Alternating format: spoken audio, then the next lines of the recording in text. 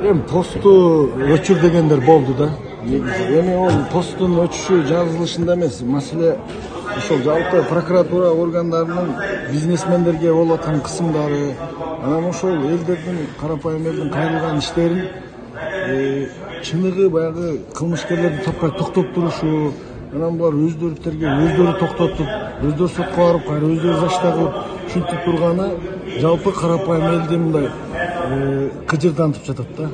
Посту өтө көп адамдар звонить этишти. Ким, мисалы үчүн 3 кишини айтып кетесиз? Президент болду же Ташиев болду арасында?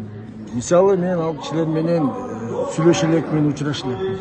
Өтө көп менин жакын адамдарым баардыгы звонить этишти. Камчы Кыдыршаевич чалып суранган жокпу сизде дейчти? Жок. А президентчи? Жок.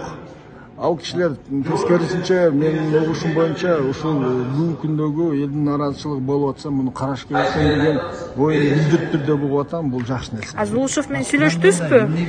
Жок, сүйлөшө элекпиз. Жок, эми бул жерде баягы адамдык мамилелерди дагы эске алыш керек. Себеби дегенде менин да бир туугандарым бар. Алардын дагы баягы өмүрү, ден соолугу дегендей.